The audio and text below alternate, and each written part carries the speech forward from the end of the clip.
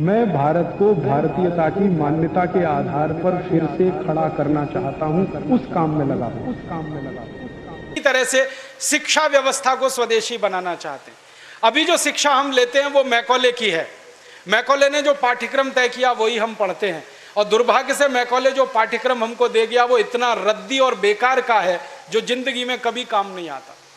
हम पढ़ते हैं, रटते हैं, कक्षा में जाकर उल्टी करते हैं। कॉपी पे लिखना माने उल्टी करना। 100 में से 96 नंबर ले आते हैं। अब उसका शहद लगा के चाटें तो क्या निकलता है उसमें से? 96 नंबर। जिंदगी में काम नहीं आती वो शिक्षा। मैं मेरा उदाहरण देता हूं। सालों साल मैंने पढ़ाई की, मेरा जीवन खराब किया। मैं नहीं पढ़ता तो बहुत अच्छा होता।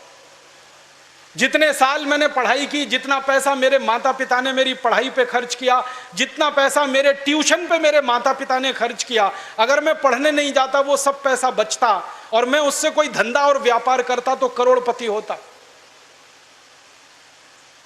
क्या पढ़ाई हुई है मेरी? मैंने बचपन में पढ़ा x + y whole square is equal to x square plus 2xy plus y square, x minus y whole square is equal to x square minus 2xy plus y square. अब मेरे समझ में नहीं आता कि करूं क्या इसका मैं मेरी जिंदगी में।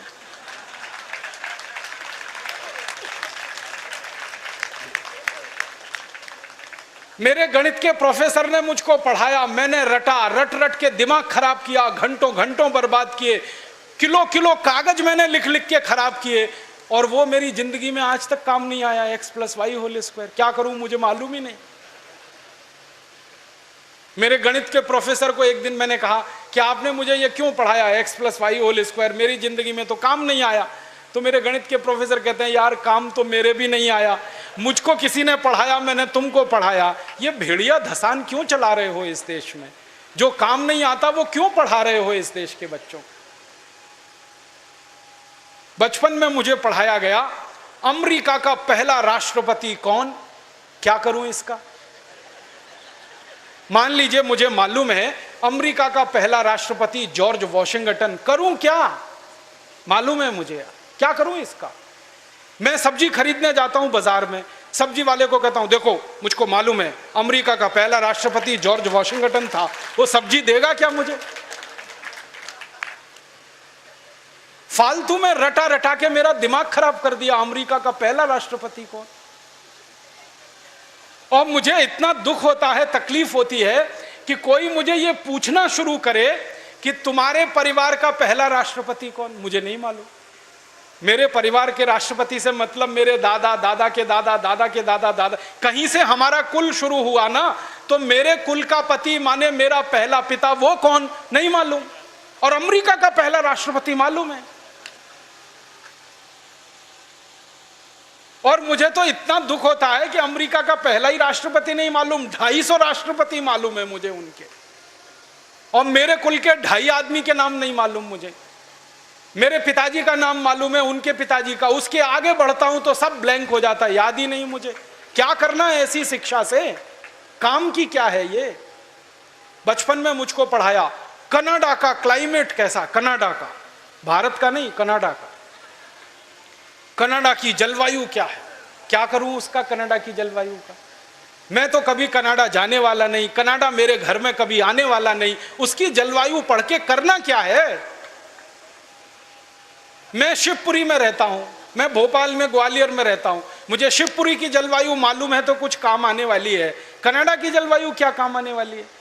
कभी जिंदगी में मौका मिला कनाडा जाने का, जिसका कोई दूर दूर तक संभावना नहीं है, तब जाके वो बात कभी काम आएगी। उसके लिए रट रट के, पढ़ पढ़ के दिमाग खराब कर दिया घंटों घंटों। ऐसा फालतू इतिहास पढ़ाया। अकबर बड़ा महान था, होगा, मैं क्या करूं? अकबर महान था, ठीक है, मैं क्या करूं उसका? मेरी जिंदगी में उससे क्या फायदा होने वाला है अकबर की महानता से?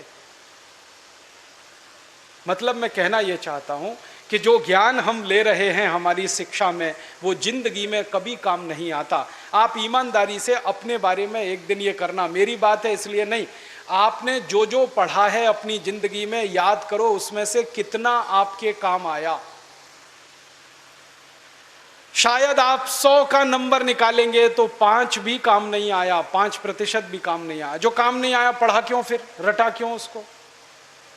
और आप ऐसे सोचो, दूसरा उल्टा सोचो कि हमने जितना पढ़ा वो कितना हमें याद है। याद उतना ही रहेगा जो रोज काम आता है, बाकी कचरे को दिमाग निकाल के ऐसे ही फेंक देता है। जो याद ही नहीं रहे और काम नहीं आए उसको पढ़ना और पढ़ाना क्यों। तो मैंने सोचा कि शिक्षा व्यवस्था बदलना बहुत ज़रूरी है। हमारे बच्चों के ऊपर इतना बोझा हो गया है, इस बोझे ने बच्चों को ख़त्म कर दिया। कभी कभी तो मुझे इतना अफसोस होता है, अखबारों में खबर पढ़ता हूँ 12वीं कक्षा का रिजल्ट आया, इतने बच्चों ने आत्महत्या कर ली। क्यों? फेल हो गए। बच्चे थोड़ी फेल हुए हैं, परीक्षा की पद्धति फेल हुई है हमारी, बच्चे फेल नहीं हुए। बच्चों के बारे में तो सारी दुनिया कहती है कि वो तो कच्ची मिट्टी के घड़े के जैसे हैं, जैसा आप शेप दोगे वैसे हो जाएंगे। हमारे बच्चों को हमारे अध्यापक और परीक्षा वाले शेप नहीं दे पाए, इसलिए परीक्षा पद्धति फेल हुई है, बच्चे फेल नहीं हुए।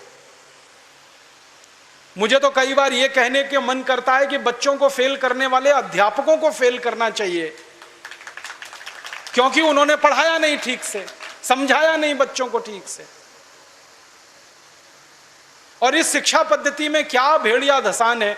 100 में से 90 नंबर लाओ, 99 नंबर लाओ, 98 नंबर लाओ तो आप बहुत होशियार हैं, 33 नंबर लाओ, 30 नंबर लाओ तो आप बिल्कुल बेकार हैं। न्यूटन को तो जिंदगी में कभी भी 30 से ज्यादा नंबर आए नहीं, बेकार है न्यूटन, वो तो सारी दुनिया में पूजा जाता है। कभी फेल, हमेशा ही फेल हुआ, पास ही नहीं हुआ कभी न्यूटन। स्कूल वालों ने निकाल दिया उसको कि हर बार फेल हो जाता है, फेल हो जाता है, ये पढ़ने लायक नहीं है। जब स्कूल ने निकाल दिया उसको, तब उसका दिमाग खुल गया और उसने गिरते हुए सेब को देख लिया और उसने गुरुत्वाकर्षण का सिद्धांत दे दिया। जो आदमी स्कूल में फेल हो गया था, अब सारी दुनिया उस पर पीएचडी करती है और उसके गुणगान करती है। माने फेल और पास होने से किसी व्यक्ति के जीवन का कोई लेना देना नहीं। आप आइंस्टाइन की अगर कहानी पढ़ोगे तो आइंस्टाइन तो 9 कक्षा के आगे पढ़ नहीं पाया, कभी निकाल दिया स्कूल ने उसको, क्योंकि वो कुछ और सोचता रहता था। स्कूल ने निकाल दिया और निकालने के बाद सारी दुनिया में E = mc² का जो सिद्धांत दे दिया, सारी दुनिया उसका गुणगान करती है और एक ऐसे आदमी को पूछती है जो स्कूल में 9 क्लास के आगे बढ़ा ही नहीं। मतलब मैं कहना चाहता हूं, 9 पढ़ जाए, 10 पढ़ जाए, 12 पढ़ जाए, 16 पढ़ जाए, इससे कुछ लेना देना नहीं। ज्ञान जो है ना, डिग्रियों से नहीं तौला जाता है। ज्ञान अलग चीज है, डिग्रियां बिल्कुल अलग चीज। मैं तो इसी देश की कहानी देखता हूं।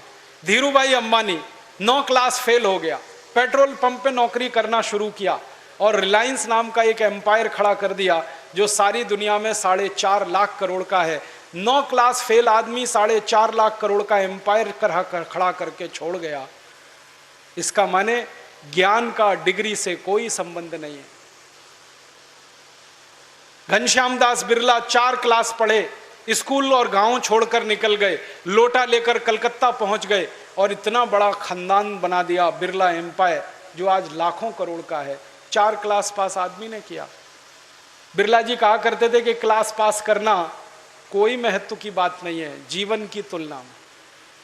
तो हम जीवन को जीने वाली शिक्षा हमारे विद्यार्थियों को दें, ऐसी शिक्षा व्यवस्था हम बनाएं जिसमें डिग्री का महत्व ना हो, ज्ञान का महत्व हो, परीक्षा का महत्व ना हो, सीखने का महत्व हो। पढ़ाने का महत्व नहीं हो, सिखाने का महत्व हो।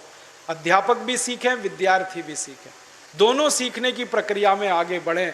ऐसी एक शिक्षा व्यवस्था हम बनाना चाहते हैं और ये पूरी शिक्षा व्यवस्था मातृभाषा पर आधारित होगी, ये अंग्रेजी पर आधारित नहीं होगी।